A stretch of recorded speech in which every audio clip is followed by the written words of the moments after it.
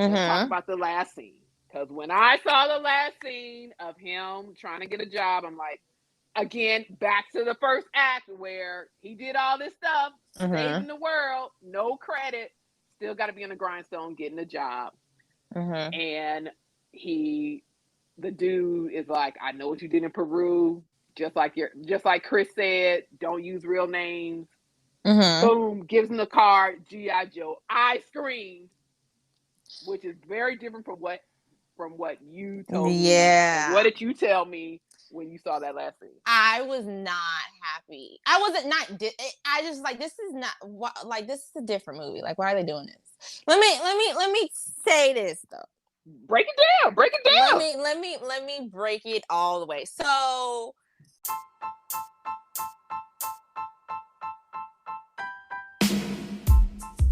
A new threat capable of destroying the entire planet emerges, and Optimus Prime and the Autobots must team up with a powerful faction of Transformers known as the Maximals to save Earth. In this review, Cherelle and I talk about the history of these robots in disguise, soundtracks of 90s films, and our very different reaction during the last scene. Like the title states, this episode is full of spoilers. Welcome back. This is Grown Folks Talking. I'm your host, Ckseesit, with Cherelle. We are jumping right into Transformers, Rise of the Beast. Overall impression, Cherelle, and then we'll break it down by acts and then get to our controversial ending between us two. Overall, so yes, this one's gonna be juicy because we have different, majorly opposite side opinions about the ending. Totally. So and we will discuss. a little We're gonna tease. Yes. We about to debate over it and see where we land. But okay, before we start, I just want to say that I am a huge fan of Shia LaBeouf and the Shia LaBeouf movies. Okay. So my mind operates on the first one continuously, like, okay, how does all this play into the first one? Even through the ones with Mark Wahlberg. That's why I didn't really like the ones with Mark Wahlberg. But we own 1994. We own 1994 Rise of the Beast with Anthony Ramos. Let me tell you, I was living for it. I was like, I love this. Like it was giving like this is where we should have went after Shia LaBeouf at first to me. Okay. I was like, I love this New York vibe. Like I absolutely love the 90s music. I love the 90s era. I like anything that's the 90s. So if you go there and you really represent it well, I'm all the way down. So I love that. I love the relationship between the two brothers. That just was making my heart throb because that little boy was so cute. Yeah. So cute. Eyes, curly hair. Yes. So cute. I just loved it overall. It's just the ending that got me. But overall, I liked what they tried to do with this film. All right. I see you and I raise you and I agree. Now, here's what I got to say. I was initially for the Shia LaBeouf versions. The first Shia LaBeouf one, I was in because I watched Transformers as a kid, loved it. Robots in Disguise, More Than Meets the Eye, all that. So when they made a live action version with him playing Sam Witwicky, I was in. I dug it, and then the second one was, I think I liked it fine. About the third one, I tapped out. Yeah, me too. So though I love him, it was yeah, but and then the Mark Wahlberg stuff was a full stop. Did not like at all. It was ruined by that time. So I hadn't planned on seeing this film at all till you convinced me. And then I saw the trailer. I like Anthony Ramos. He was in Hamilton. He played on Broadway, so I knew he had talent. And then he played in The Heights. He was the lead character in The Heights. I love musicals. I liked him in the musical. He's a singer, dancer. He's just triple threat. So I was like, okay. And he's a person of color. And then the trailer where he is in Mirage and Mirage is transforming and he walks out of the car and they're both walking together. So cool. I know.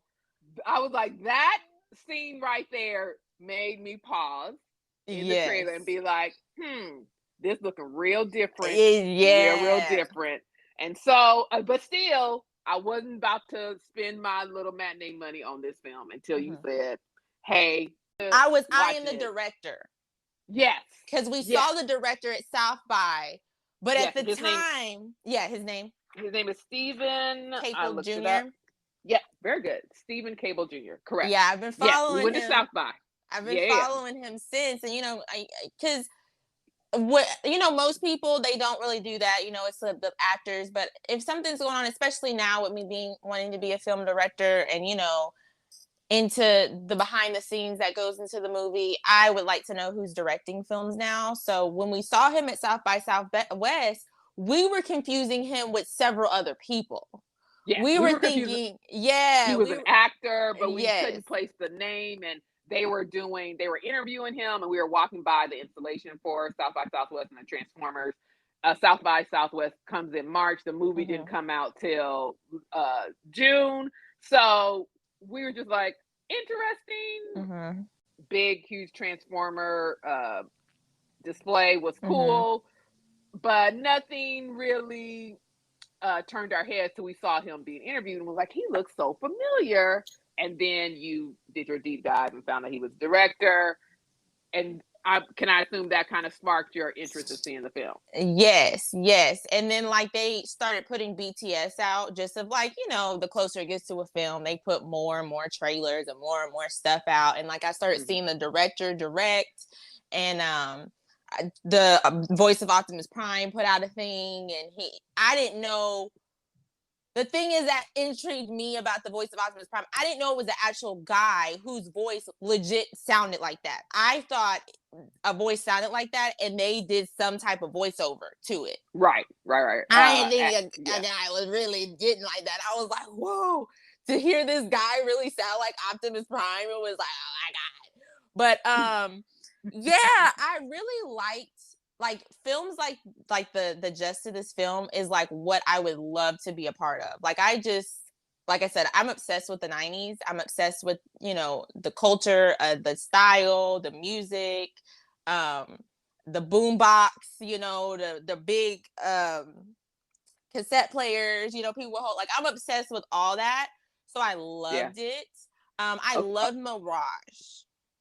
Okay, we'll get there. So here's what I have to say about that. So I go into, you convinced me, I watched the film, and then I was like, this film is for people of color. Because on the screen, I'm seeing POCs everywhere, and then listening to the music is hip hop, the vibe is 90s, and how you were saying you love the 90s, and I have to take a pause because the 90s I was in college and high school, so the age gap is apparent.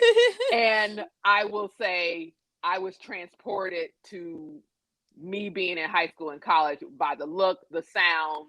Good. That's good. That gave everything. You that. They accomplished it then, if that's what it gave. Definitely. Good. In that first act, they set the stage and I was all in. That's probably of the 3 parts of the movie. I like the first part. Love AAA plus for the setting, the tone, the characters, the vibe, all 90s. Yeah, I could have just sat there and watched that. Exactly. It just been a different movie and just watch that. I just like that part, that was dope to me, And so in my head, when I was watching that, I was like, I cannot believe this is Transformers. Not in a bad way. No. But just that's not been the direction. Same. So I was was surprised. That was like, I don't know where we're going, because right now I'm loving this. And I cannot believe this is a Transformers movie. And here's why I'm going to piggyback on that topic, is because they were talking about real issues. So Noah He is an ex military person who deals with computers, and you saw how he was putting together like a cable box or whatever. So good with his hands, but my boy couldn't get a job. Yeah. And living in Brooklyn or living in New York, I think Brooklyn, he was having a hard time finding a job Mm-hmm. because he goes to the interview with a suit that's kind of not the best, but the best he can do. Yeah. And then the guy cancels the interview after looking at his record. And so I was like, racism, And I also microaggression. thought that wasn't cool how because he was like, the reason why he canceled, he's called his other unit people, and you know they Mm-hmm. gave him a rundown. Why would he call his other job before interviewing him though? Yeah, that's true. That's true. You would do it afterwards. Like you would do the interview and then you check Yes. the reference. Yes. Also, racism. So Yes. Of course I that, but like that it just was like he was trying to find something. yes. Like, because if it was And just some other guy, you know, it would right. be, let me It'd do be the a different story. interview. And then he Yes. said, "You're skilled at your like looking at you're skilled at this. You're essentially like you're overqualified for this job, but I'm not gonna give it to you because insert the word." So I also enjoyed that he loved his family Yeah. Oh my and gosh. Yes. especially his brother. And listening to a CBS interview with Anthony Ramos, he talked about one thing that he put in himself is when they said home team.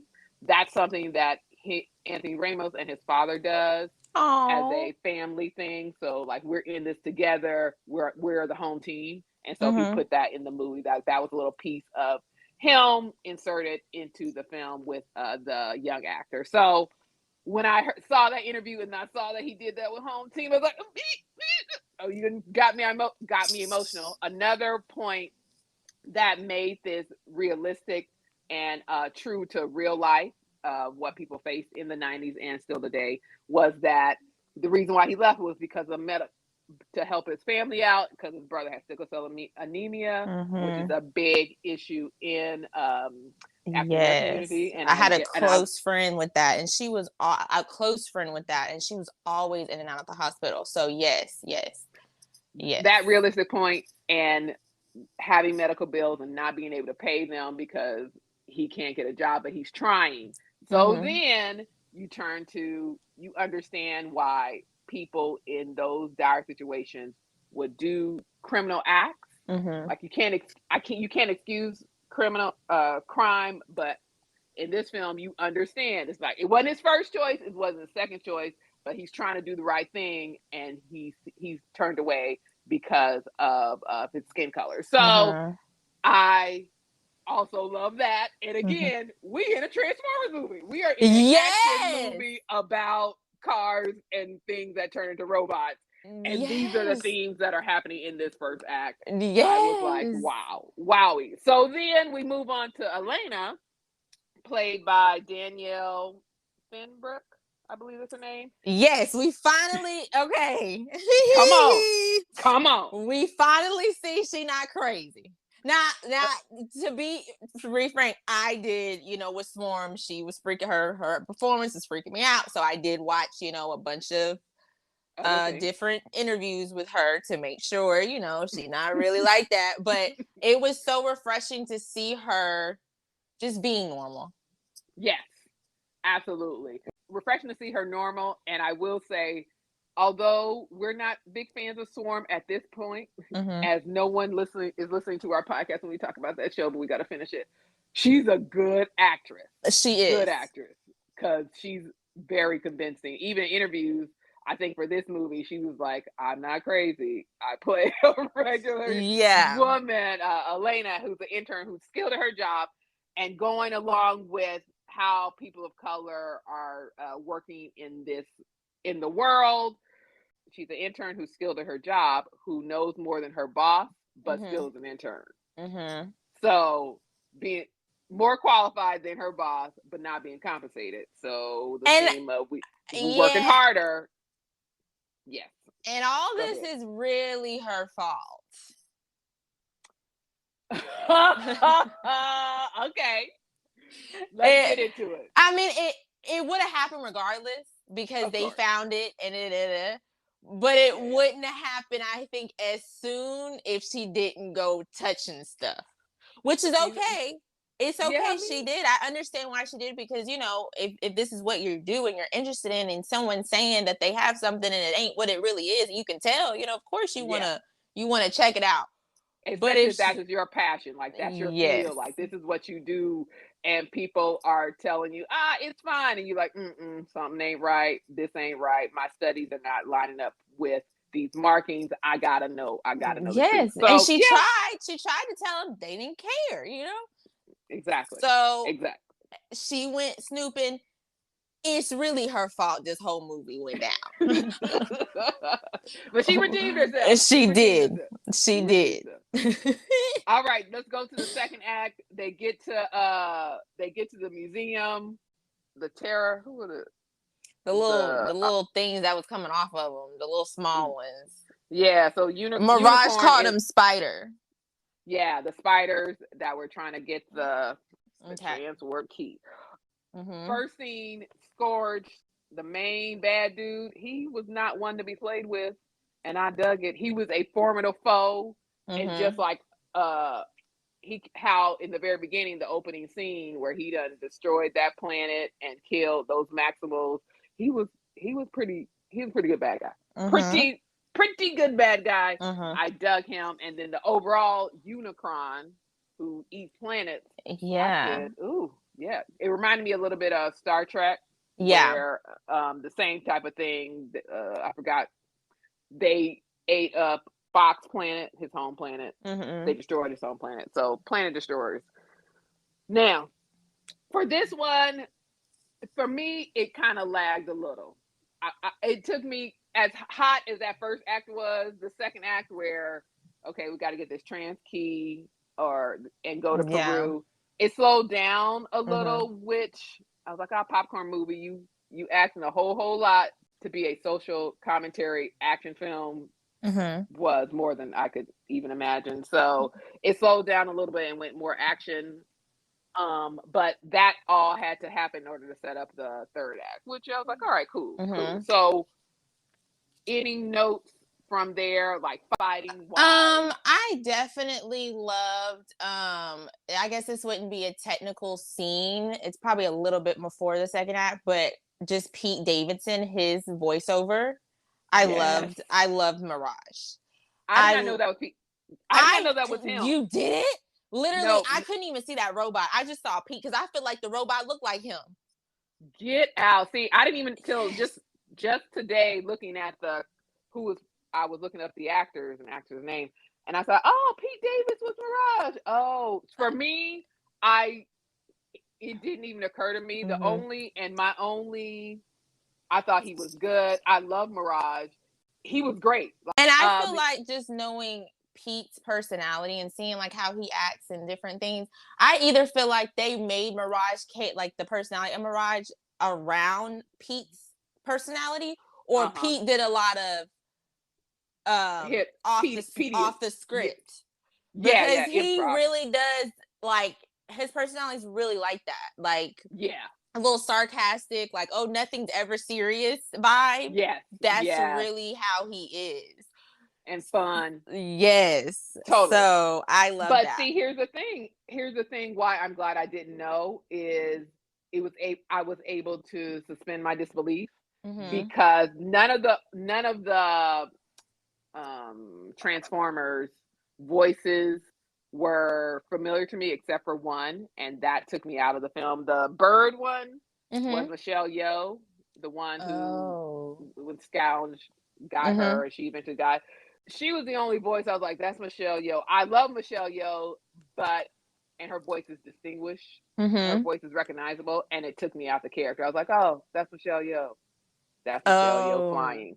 Very majestic. That was the only thing, but that took me out. I like it when the voice acting is so believable that I don't even pay attention to who's the person doing it. Like I'm totally invested in the film. Super Mario Brothers was Chris Pratt, and even though I knew it was him, it didn't sound like him, and I was totally invested in the film. It didn't even matter. So that's a little thing, but knowing that it was Pete, yeah, my mind is blown. I was like, this is. I'm glad for you.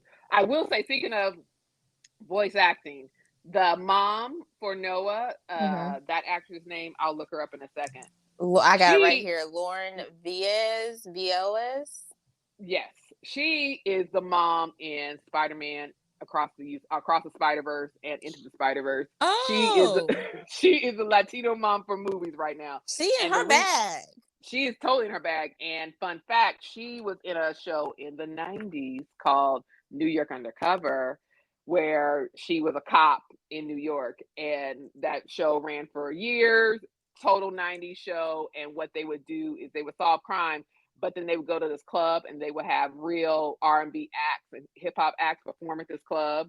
So it was known for, like, I think Jodeci was there. They would have all these current Oh. artists, R&B artists and hip hop artists at this club in this TV show. It started in the 90s and it ended in the 90s. And then years later, Sis was like, you need a voice? I got it. Yeah. So I am happy for her in this voice work and this acting work. Go ahead, Lauren. That's all I'm going to say about that. Yes. All right. Let's get on to this third act.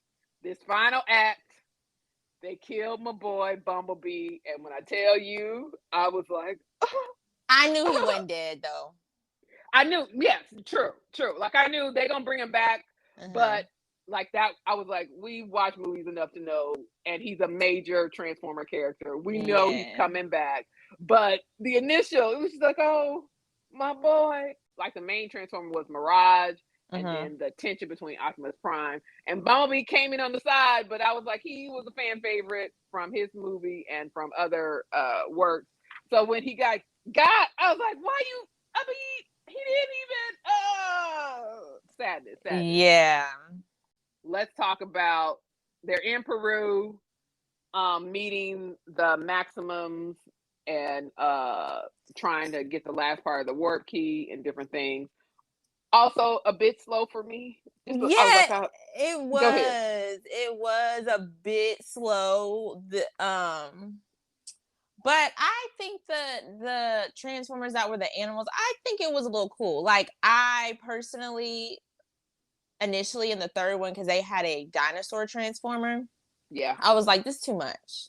This is Mm-hmm. this is not a Transformers movie. Okay, we got Age of Extinction. That yeah, one. we got dinosaur movies for a reason. We don't need dinosaurs being Transformers. Like we got Jurassic Park and everything.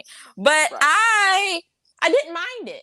I didn't mind it, and I Same. didn't mind how I thought it was cool because I wasn't expecting them to actually be able to transform into something else.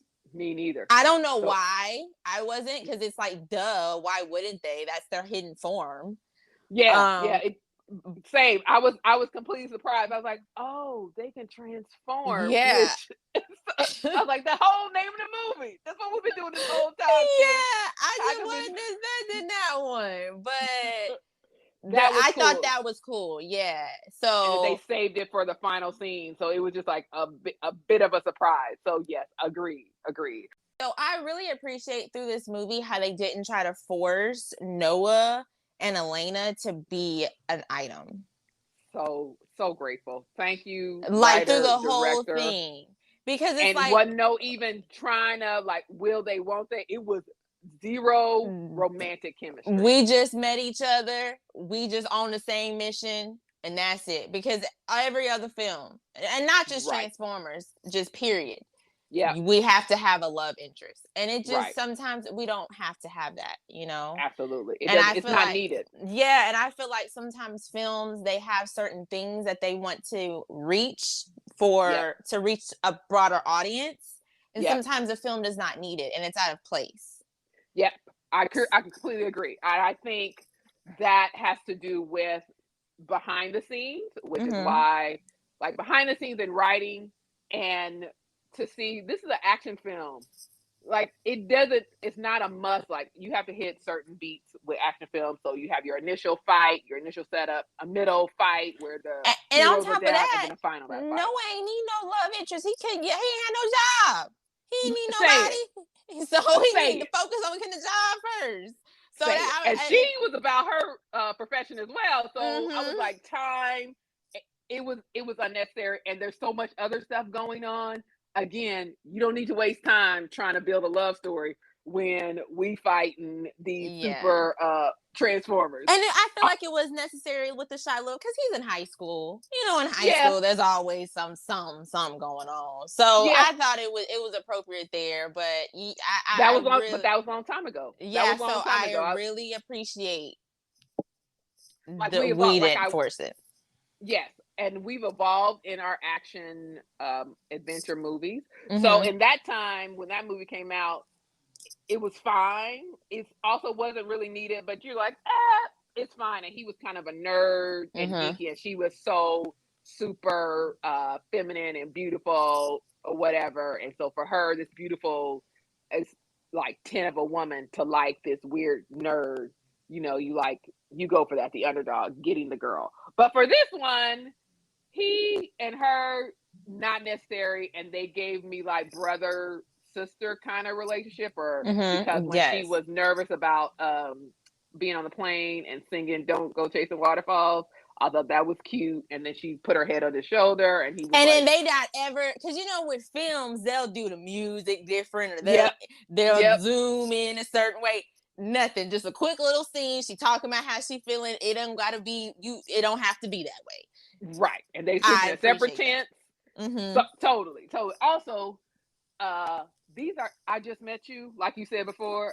I don't know you at all. I don't even know if you got you have a partner at all. I don't know you, so I'm not gonna be falling in love with you in a day. That's what I'm saying. When I met you, I thought you was stealing. You was breaking in, and you come and talk about aliens. So, so if they did try to force that love interest, that would have been, in my opinion, maybe not to the rest of the people who aren't into film, just watching it might not have been weird, but I would have thought that was weird. So it would have been weird. It would have. Yeah, it would have been weird, and it would have been like, we can do better. The only challenge that I see that I have with Transformers movies is humans. They ain't offer nothing. They don't offer anything to the table. Like, you gotta always protect them because they gonna get killed. They ain't got no powers, which is why when here's a little tease, though. Go ahead. Here's a little tease. So I always am looking up, and I've done it ever since I was like, I don't know, like 10, 11, could be able to look on the phone and just search stuff.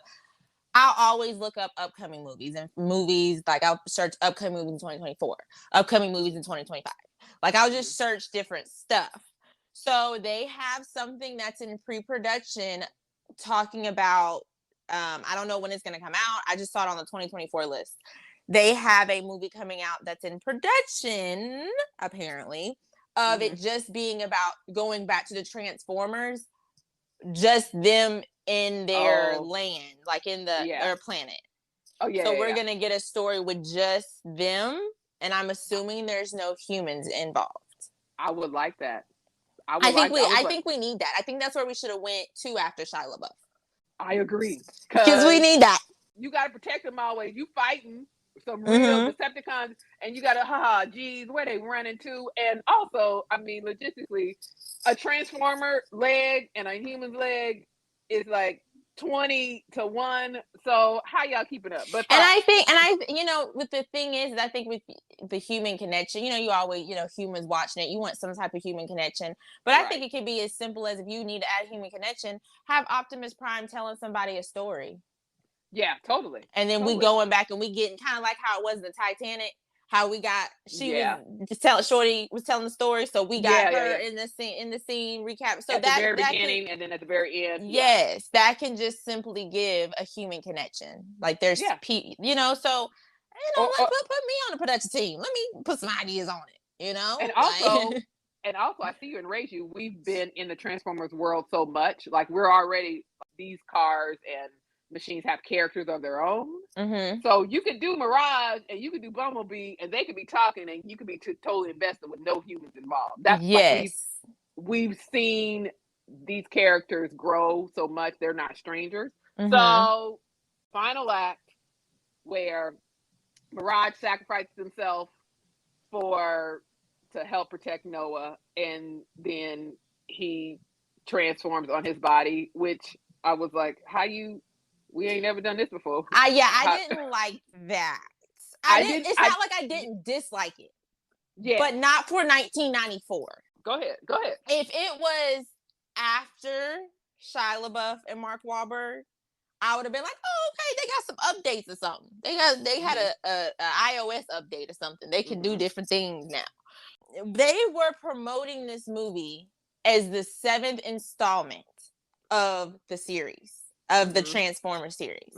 So I know when we went to Shia LaBeouf, we went to Mark, and it was a different thing, but it wasn't like, it just kind of felt like, okay, we was with Shia LaBeouf, and then in the third movie, Shia LaBeouf and Bumblebee was not with Shia LaBeouf. Bumblebee he was on jobs. They were on jobs. So it just gave to me, okay, this is another job, and they're with these people right now, but Shia LaBeouf somewhere else, not dealing with it.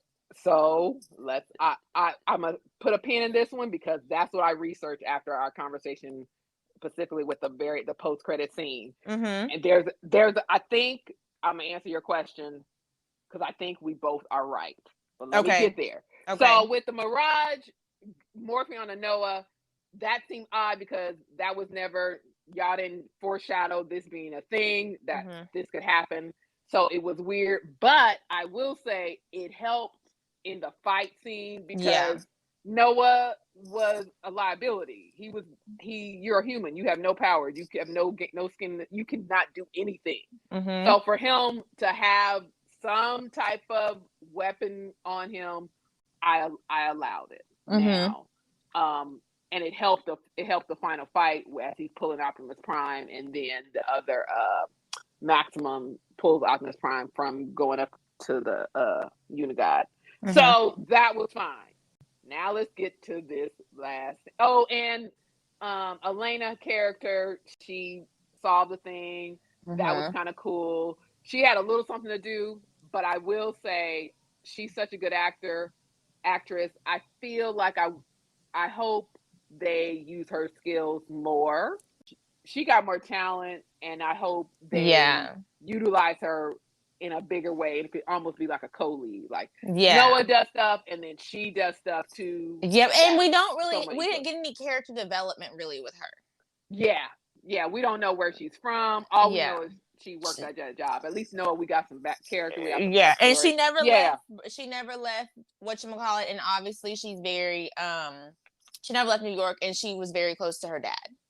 But we didn't we didn't get much character development from her, and I think as a lead, I think that is important because I feel like she should have been a lead because it's her fault this whole thing happened. So I feel like she should have been pushed up to a lead. So hopefully that'll. I feel like in my opinion, I think this movie was a reset, and then we'll talk about why I think that. So maybe they didn't have enough time because this movie was 2 hours and 11 minutes. So which I appreciate, even though I feel like we could get this under two. But action films now, that seems to be the standard 2+ hours.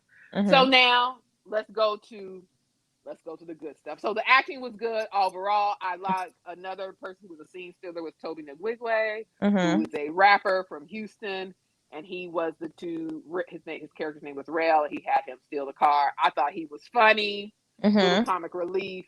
I hope we see him again. Let's talk about the last scene, because when I saw the last scene of him trying to get a job, I'm like, again, back to the first act where he did all this stuff, saving the world, no credit, still got to be on the grindstone getting a job. And the dude is like, I know what you did in Peru, just like Chris said, don't use real names.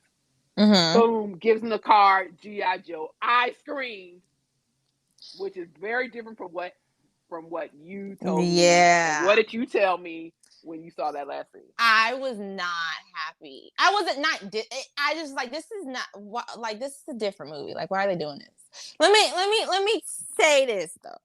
Break it down. Let me break it all the way. So my whole thing is, like I said, I'm wired on the first movie and continuous. And if we're going back to 94, like, because I thought, okay, of course the government's gonna find out, because the government gonna find out everything. They found out about Shia LaBeouf quickly. You know, they found out about a guy in the first one. It was played by Anthony Anderson's character. I don't know if you remember him in the first. Oh yes, yes. He had that little chip, that little UPS chip. They found out about that, and he was in his home. So they were gonna find out. So when he was talking for the interview, and he switched his conversation and knew he was in Peru, I was like, oh, it's just the government. Of course they're gonna find him. And I was like, I knew it was not going to end here, because in the first one with Shia LaBeouf, everyone but Bumblebee is still on Earth, is still somewhere else. So like because there's the big scene where Bumblebee's like, there's others and they're coming and they all dropping down. So I knew that something ain't over, because they still here. Like they ain't made it home. They made it somewhere. Right. So when I saw the guy, like, you know, I was like, oh, it's just the government. Like, it ain't no, but like, you know, of course they're gonna find out. I didn't really think nothing of it. And then when he flipped that card and I saw G.I. Joe, I was like, what in the world? Like, what movie are we on now? Like, but my thing is I don't necessarily like it when we're integrating stuff like that. This is my only, this is what it is. If it was like we weren't in 1994 and we were current day, or after Mark or whatever, I would be like, oh, okay. But the fact that we're going back in like in the 90s and we're adding this, it doesn't make sense. It doesn't to me. I'm like, okay. But you're right. See, you're right. So here's what I did. Here's what I looked up, because after our conversation, you were just like, it don't make sense that this has happened in the 90s. And then you said the Shia LaBeouf movie came out 2000 and... It was 9 or 8. 2007, actually, it came out. Okay, 2007. Yep, 2007. So I found this article, and it lists all the Transformers movies, and then it broke it down by continuity. And here's where the issue lies. They marketed it wrong. It's not the 7th installment. It goes under the Bumblebee story. So there have been like 1, 2, 3, 4, 5, 6, 7, 8 movies. The first one, the very, very first one, was 1986. It was a cartoon. I probably saw it, but don't remember. And then they did a rebooted live action continuity with Bumblebee that came in 2018. And that was a standalone. That was with Haley Stanfield. He was the lone soldier. Did I make notes of that? Yeah, Bumblebee. It was a prequel originally. Then it changed to the first chapter of a new continuity that stuck close to the early Transformers cartoons. Boom. Then what goes under there, based on this article, is Rise of the Beast. So Rise of the Beast is the sequel to the Bumblebee story. I looked up another article with Stephen, the director, Stephen Cahill Jr., and it was called Bumblebee 2, but then it changed to Transformer Rise of the Beast. So those two are in their separate world. Now the Shia LaBeouf stuff, which is under Michael Bay, he helped produce it. That came out in 2017. So then from there is Transformers 2007, and then Transformers 2009, Revenge of the Fallen, 2011, Transformers Dark of the Moon, and then that's it for the Michael Bay trilogy, and that's all of Shia LaBeouf's 3 Transformer movies. Then it switches to 2014 with Mark Wahlberg, Age of Distinction, where he's a single dad, and the Transformers are seen as hostile and they're being hunted down. And then The Last Night is where the franchise goes off the rails, and they're in Knights of the Round Table and King Arthur. And in that movie, the article says it goes off the rails and contradicts and retcons all the events from its own continuity. So from this article, I was like, you're right. The Shia LaBeouf stuff is its own separate world and is not a continuation of the movie that we just saw. This movie is a continuation of the Bumblebee story, which is why it was set in the 90s, because I think the Bumblebee was also set in the 90s as well. And wasn't that the last? Didn't you say, did that one come out before the last Mark Murd? Yeah, because that came out. I didn't the see Bumblebee one came out 2018, and the last night came out in 2017. Okay, yeah. So then the last night trash, and then they totally went someplace else with the Bumblebee story. And at the end of the Bumblebee story is where, and the GI Joe component for this ties into the Bumblebee story in 2018. So that's the confusion. Okay. Yeah. So yeah, this definitely wasn't marketed correctly. Like yeah. Like you can't say something's the seventh installment of a franchise, Yeah. and then you're just saying it's the seventh movie of called Transformers. Honestly, because we didn't know, like, they're already here. No one's being weirded out by Transformers. We don't get no origin story in this film, so that's, to me, I didn't have the marketing aspect angle of it. So I was like, oh, we gonna act like these movies didn't exist, and that's what they did. But in your perspective, they acted like these movies exist and stuff wasn't making sense because G.I. Joe had already been introduced in the Shia LaBeouf. Is that what you're saying? Or no, G.I. Joe wasn't. Oh, okay. So like literally, so when the whole thing, so my thing is, the whole thing with the transforming on the body, the Transformers could do that, and the whole thing with the G.I. Joe thing. Okay, if G.I. Joe and you could transform on, other people, the Transformers could transform on people. Shia LaBeouf was like face to face. Like he was like in that first one at the last scene when he was like at the top of a building. He could have died, like literally, like he was at his death sentence, holding up the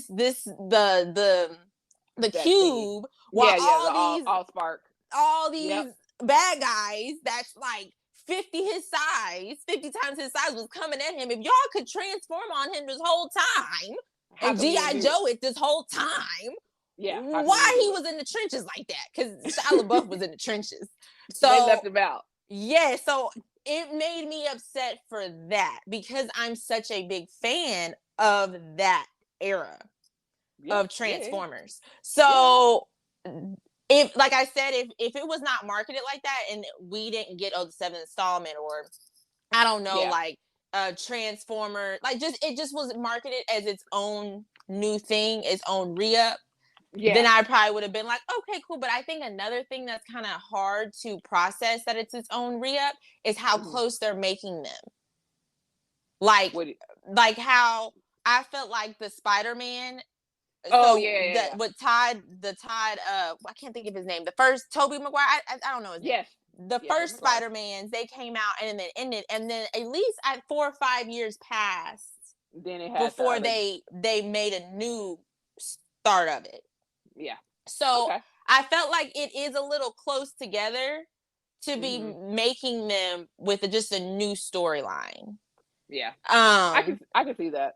And another 90s aspect that I wanted to bring up was the music. That first act, the music was hitting. It was just like another layer to the film where you're just like, yes, I'm really here. The pinnacle of peak music, hip hop, was when Bumblebee jumped out of that plane and they played "Don't Call It a Comeback."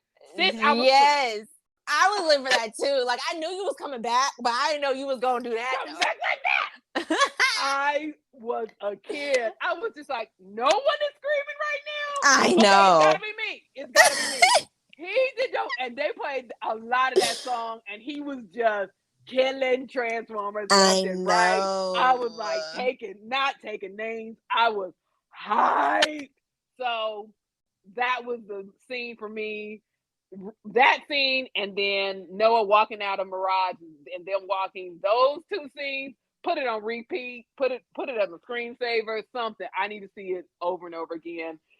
This film gave me 90s vibes, and I think it was a note to 90s movies, because back in the day for you, regular day for me, when you talk about 90s film, the soundtrack was another component. So Love Jones, Wait to Exhale, Preacher's Wife, Forrest Gump, also good soundtrack. Above the Rim, Boomerang, great soundtrack. Nutty Professor, Set It Off, like all those people were like, let me get that soundtrack. Like, the soundtrack was a key component, and singles were off that soundtrack. I was just like, this film gave me 90s all the way around, and I loved it. As we finish our review, scale of 1 to 10, what you putting it at? I'm gonna put it at an 8, and the 2 points are just because I didn't really appreciate the ending, and that's due to the marketing behind it. But before my last point, I do feel like they've tried to pay just a little homage to the characters before. Okay. Mark, Anthony, all these names in my head. Marky Mark and Even Stevens. And I don't know if it was at least the Even Stevens one. I don't know if it was really, or they was just like they wrote it like that, and they're like, oh yeah, like that does work too. So when he first stole the car and they were driving, I think that was the scene when he first stole the car. Anyway, he was in Mirage, and he was talking to him, and Mirage was like, I think it's crazy how Marky Mark isn't doing music anymore, and he's going to acting. So I like that, and especially with it being the time period, and with him playing a Transformer, I thought that was cool to intertwine that. Yes, and I took it as in that time he actually did, like, that was the 90s where we were introduced to him as Marky Mark and the Funky Bunch, and he had that song, and then next thing you know, he's getting into acting. So it was just kind of a weird type of transition, and now fast forward to 2023.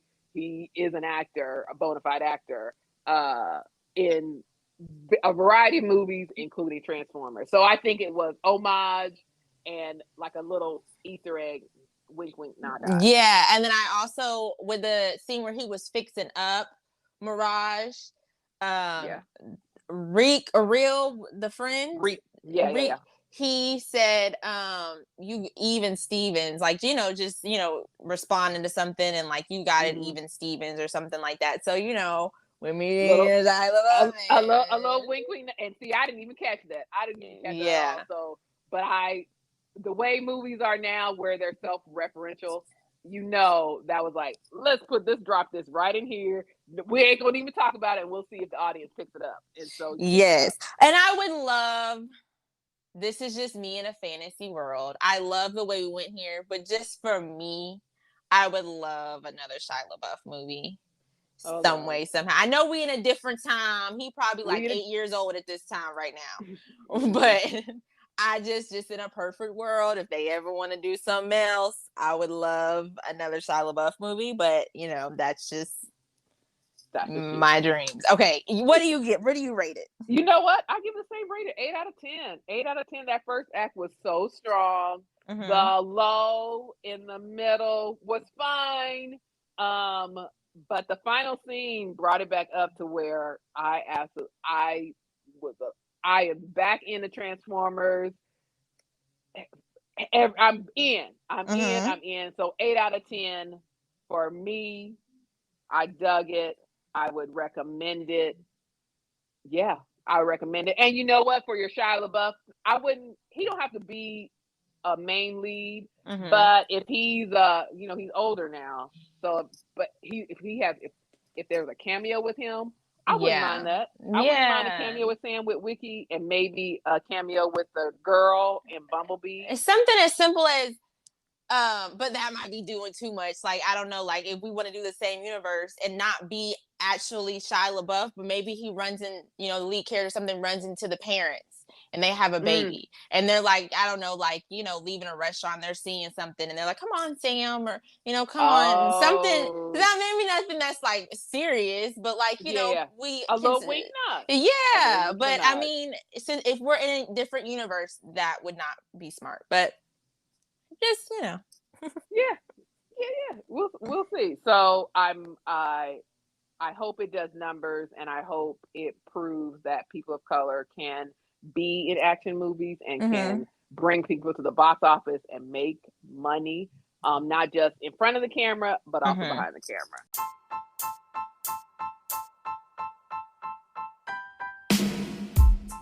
I want to thank Cherelle, and thanks to all the listeners. Tell a friend about the show, and we will see you next time.